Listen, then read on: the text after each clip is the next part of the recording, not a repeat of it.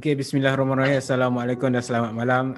Malam ni macam biasa aku akan buat podcast seram sejuk aku. Sorry sebab dah lama aku tak buat podcast seram sejuk.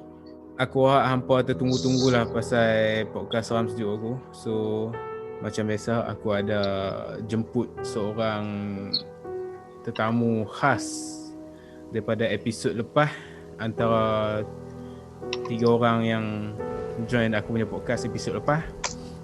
So malam ni tajuk dia pengalaman ketuk-ketuk bersama Cik Pocong. Seram aja Pocong. So malam ni aku memperkenalkan tetamu khas daripada episod seram sejuk aku yang sebelum ni adalah Ipin. Yo Ipin, gila malam ni nampak style gila. Guys, a little bit of myself. Tadi kan malam sakit mata sikit, so memang kena pakai spek hitam. Minta maaf kepada semua. Sebab dalam pakai singlet, tak tu dah lapik dengan kemeja. Itu sebab-sebab dia pakaian dia sebegini. Dia nampak formal. Nampak formal. Kalau boleh nak pakai tie tadi. Macam biasa kita akan suruh Ipin menceritakan pengalaman-pengalaman beliau bersama Cik Pocong, sama ada dia ajak Cik Pocong tepi dating, candlelight dinner ke kan, ajak naik motor ke, naik kereta ke kan. Kita tak tahu. Kita tak tahu. Kita kena dengar dulu cerita daripada dia. So kita akan dengar. Itu misteri. Kita akan dengar kisah pertama daripada Ipin. So Ipin, silakan pengalaman hang bersama Cik Pocong. Selama apa bulan Ipin hang relationship dengan dia? Tak. Dia bukan relationship, dia ada kisah bersama. Oh, kisah bersama lah, bukan kisah relationship lah. Okay, tak apa Ipin, kita akan masuk segmen seram sejuk kita Ipin. Okay, boleh mula Ipin. Okay, pertama-tamanya Assalamualaikum and hi kepada semua yang menonton, yang berada di rumah, yang berada di dalam kereta ataupun di mana saja anda berada. Okay, hari ni saya nak cerita sikit mengenai kisah-kisah macam mana terjadinya pertemuan antara saya dengan Cik Pocong ni, ataupun kisah ni, dan dia melibatkan saya punya black side saya, iaitu saya punya sejarah hitam saya. Dan di mana kalau saya nak ceritakan semua sejarah hitam saya ni tak boleh cerita kat sini lah. Dia melibatkan agak privacy sikit, jadi saya ceritakan mana yang boleh cerita tu saya ceritalah. Okay, tapi kes ni melibatkan dengan permainan nombor ekor. Dia kisah dia macam gitu. Sebab biasalah kita kan, dalam fasa peningkatan ni ada tersalah langkah, tersilap langkah. Biasa tu, dan tak saya semua pernah perfect. Yes. Dalam rolling apa semua tu, tekan-tekan dan menang apa semua tu pernah lah. Kita boleh katakan agak pakar lah dalam. Jangan banyak sangat Zul, nanti kantoi. Okay. Jadi ini macam mana dia permainan nombor ekor ni, kita cerita sikit macam mana nombor ekor lah, pengenalan mengenai nombor ekor. Nombor ekor ni kalau kita nak main nombor ekor ni, dia ada 4 kategori nombor ekor ni. Dia ada 4 kategori. Kita tak perlu cerita lebih dalam mengenai nombor ekor sebab kita bukan cerita pasal nombor ekor, kita nak cerita pasal kisah-kisah seram kita. Jadi nombor ekor ni ada 4 kategori dan saya selalu masuk kategori, ada satu kategori tu big, kategori big, saya nama pendek dia. Satu nombor ekor kita akan tikam dengan harga RM1 dan nombor 1 dia punya price nombor 1 dia which is 2000 something, kadang-kadang boleh sampai 2005, 2008 dia punya price nombor 1 dia. Satu nombor ekor tu cuma RM1. Ni kategori yang saya masuk, yang saya selalu masuk. Promote nampak. Okay, jadi lepas tu selalu kita akan tikam macam biasa lah. Macam biasa tu ada satu hari tu, sebab saya belajar ni sebab saya dengan abang saya rapat, sebab petua belajar petua. Jadi abang saya daripada orang tu kan, jadi abang saya kata kau nak menang nombor 1 tak? Sebab saya memang sebelum tu memang jarang lah menang nombor 1. Pernah lah masuk kategori-kategori lain kan. Tapi jarang lah menang. Orang kata selalu kalah sebab judi kan. Judi ni satu benda yang tak elok. Kita boleh kata satu benda yang tak elok, haram lah kita boleh kata kan. Mudarat. Jadi abang saya kata, kau nak menang nombor 1 tak? Itu saya pun macam, mesti enak kan. Kita tikam RM1, menang nombor 1 dapat RM2,500. RM1 kita dapat RM2,500. Bayangkan macam mana dia punya untung dia macam mana tu. It's not 100%, it's more than 100% kita punya profit kita. Lepas tu saya kata, okay boleh. Lepas tu dia kata, tapi ni macam ekstrim sikit dia kata macam tu. Lepas tu saya pun macam, sebab duit ekstrim tak ekstrim. Kita medal. Kita dulu jenis macam hati kering. Apa benda kita nak buat, kita langgar. Kita langgar, kita buat, kita langgar, kita buat, kita langgar, kita buat. Lepas tu macam langgar PKP lah. Okay. Ya, PKP tu cerita lain. Itu dah bukan cerita seram tu. Jadi abang saya kata, okay, kalau macam tu petang ni kita lepak rumah member aku. Lepas tu malam ni kita buat kita punya projek kita. Abang saya cakap yang tu lah, untuk nombor ekor. Waktu tu hang dah tahu belum? Sebab waktu tu saya memang tahu dia punya kerja-kerja dia, cuma tak tahu macam mana cara dia pun semua. Tak tahu dia punya flow lah. Flow dia belum tahu lagi lah macam mana pun semua. Ni member abang saya. Lepas tu saya tak tahu dia punya flow dia macam mana lah, macam mana nak buat. Kita boleh katakan macam ritual lah, macam dapatkan nombor ekor yang tepat ni kan. So dia just ajak teman. Dia kata, kau teman pun dah okey lah, nanti untung kita bahagi sama rata. Dia kata macam tu. Alamak. Saya pun macam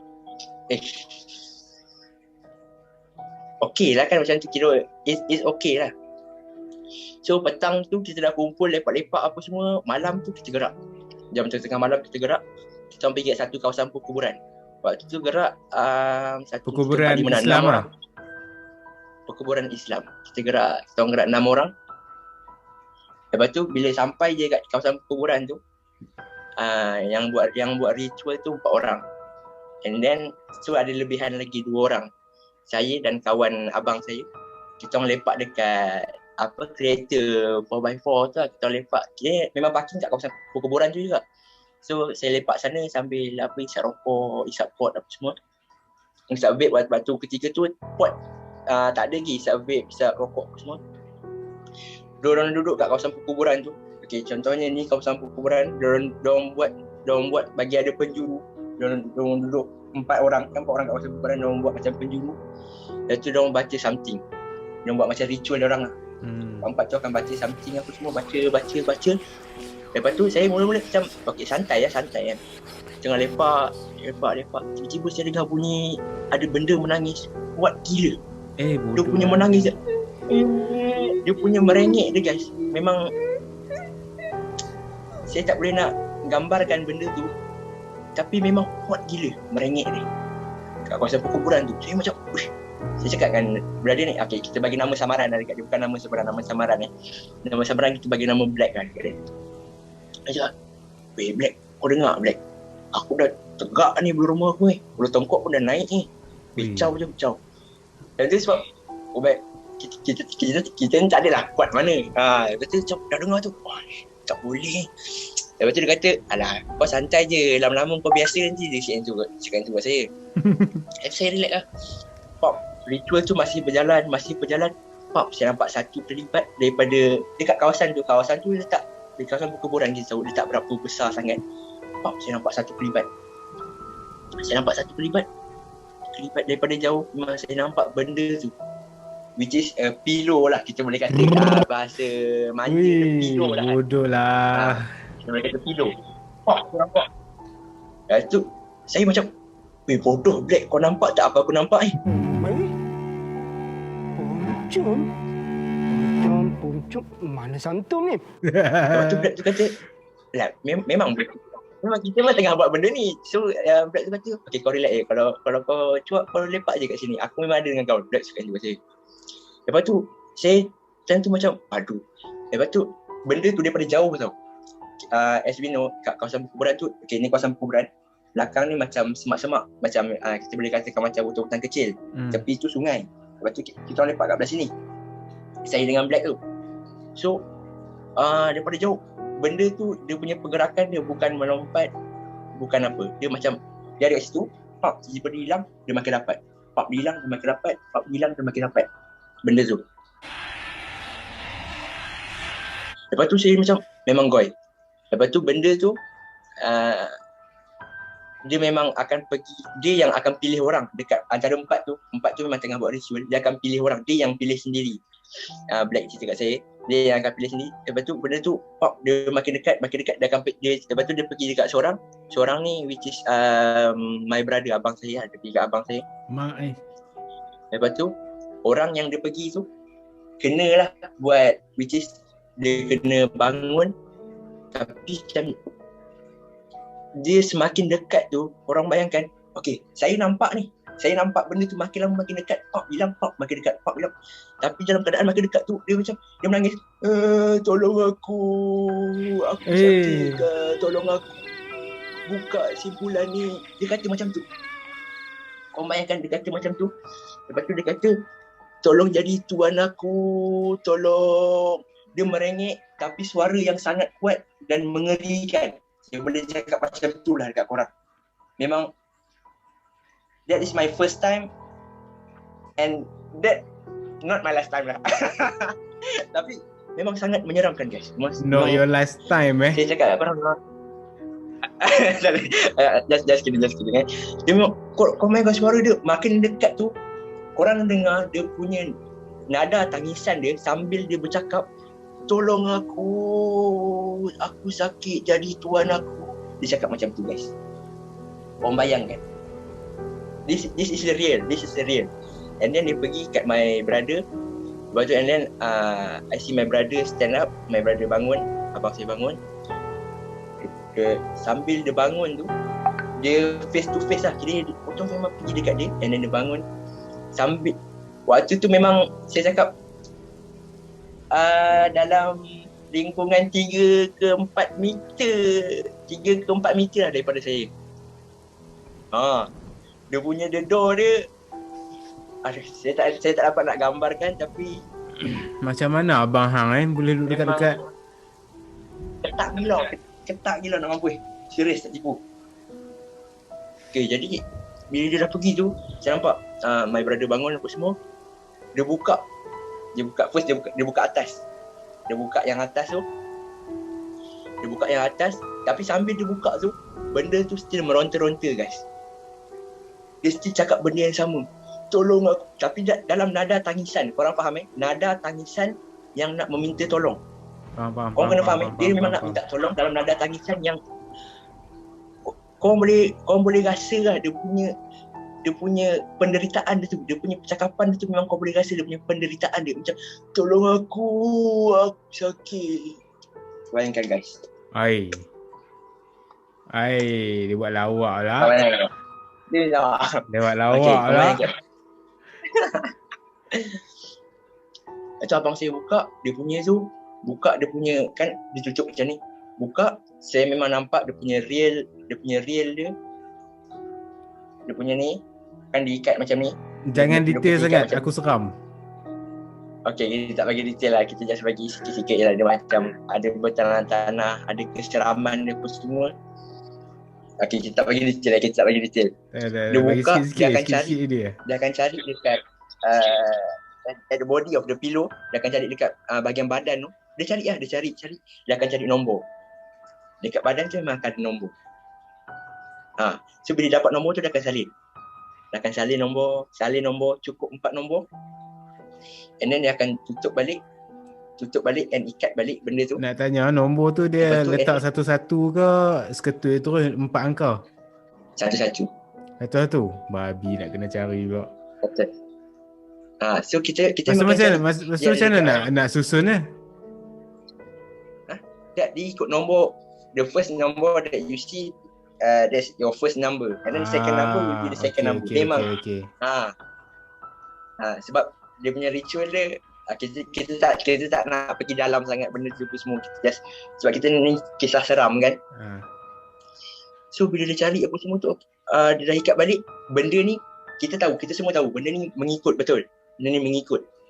So cara nak bagi benda ni tak ikut kita, cara dia sebab dia dah pilih seorang betul. Dia akan pilih seorang daripada 4 orang yang buat ritual tu. So orang yang dia pilih tu need to take off the clothes, which is nude lah, which is kena bogel. Serius. Seorang tu kena bogel. Lepas habis buat tu dia akan buat ritual pendek. Lepas tu yang tu Abang akan kena orang bogel? yang yes, dia kena bogel. Lepas tu dia kena merentasi sungai tu dalam keadaan bogel. Dan contoh kita macam mana, ni sungai tu. Ni sungai tu kan buat kat sini. Bila dia lalu sungai tu, dia lalu dalam keadaan nude tu, benda tu akan tertinggal dekat sini lah. Dia akan stay kat sini. Dia takkan ikut kita. So nanti kita akan pick up dekat belah sini. Kena seberang pula lah dengan kereta. Di samping kereta lah. Tapi saya nak ceritakan itu pengalaman, antara pengalaman awal saya dengan benda-benda macam ni. Yang memang saya boleh katakan time tu memang jantung sumpah nak gugur guys. Dia punya suara, tangisan dia, penderitaan dia, tolong aku sakit, jadi tuan aku. Tapi dalam keadaan tangisan guys. Jadi itu sedikit sebanyak cerita pertama saya pada malam ini. Itu saja daripada saya. Terima kasih. Aku ada soalan. Kenapa nak kena bogel?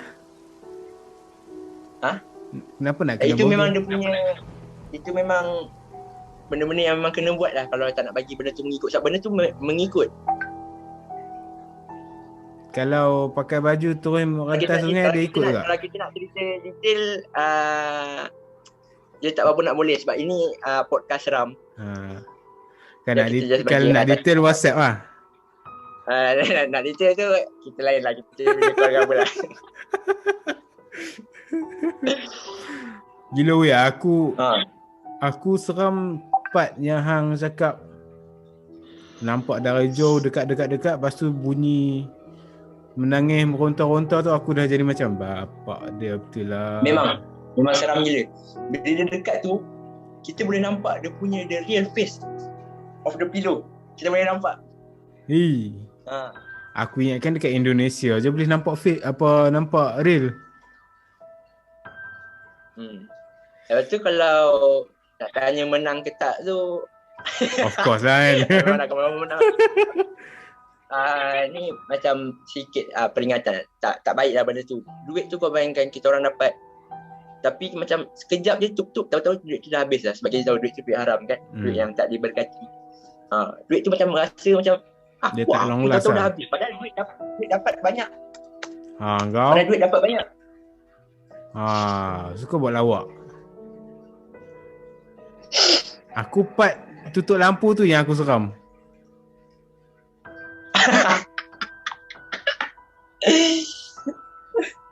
Sebut. Jadi kalau kita nak bagi detail boleh, tapi sebab host kata jangan, kita hold. Kita hold jangan. detail of the pillow. Pasal aku seorang.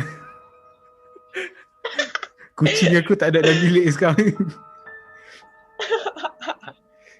So aku ni bukanlah berani sangat, tapi itulah kenapa aku buat podcast pasal Encik Pillow ni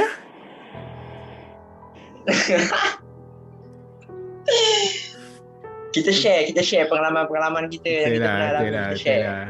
Aku setakat ni tak pernah ada lagi lah dengan pillow tu, tapi itulah aku ada agak dengar cerita kan. Guys, kalau boleh dengar cerita ni malam-malam lah, jangan dengar siang-siang, nanti tak takut. Sebab kita orang ni merapu je, banyak merapu daripada bercerita. So kalau nak dengar macam seram-seram sejuk sikit, kena dengar malam-malam lewat. Sekarang pun dah pukul 12 lah, 12:01 malam. So dia memang after nak dengar apa semua ni memang after pukul 12 lah. Ya betul, sebab tu waktu aktif kan, waktu dah macam dah sunyi, dah gelap. Dia boleh kata ni waktu dia lah ni. Tapi kalau boleh jangan minta main dekat sini lah. Jangan. Aku tak mau jadi macam hari tu, aku tak mau. Lampu hang tutup pun aku takut. Bukan lampu aku, lampu hang. Okay, Ipin. Ipin ada lagi kan cerita Okay. yang kedua Ipin? Okay, ada kita masih ada cerita-cerita mengenai dengan Cik Po kita. Masih ada cerita-cerita menarik. So guys, yang mana nak dengar Ipin cerita untuk cerita yang kedua, nanti kita akan sambung dekat part 2. So Ipin akan cerita dekat part 2. So siapa yang nak dengar cerita Ipin pasal Mr. Pillow sila komen So komen dekat bawah untuk jangan ketak lebih daripada penonton tu. pasal benda ni benda tak lawak bodoh. Benda yang paling aku tak mau tengok sekali benda tu lah. So bolehlah komen dekat bawah untuk part 2 cerita Ipin Mr. Pillow yang kedua, Mr. Pillow part 2 the movie. So okay, apa-apa pun kita akan sambung dekat part 2. Jangan lupa turn on notification Yes. So untuk video-video seterusnya. thank you guys yang tengok podcast aku. Itulah, jangan biarkan diri anda dihantui. Betul tak Ipin? Yes. Betul. Sebab tu nama dia Ipin. Okay guys, gerak lu Papa Roger. Okay guys.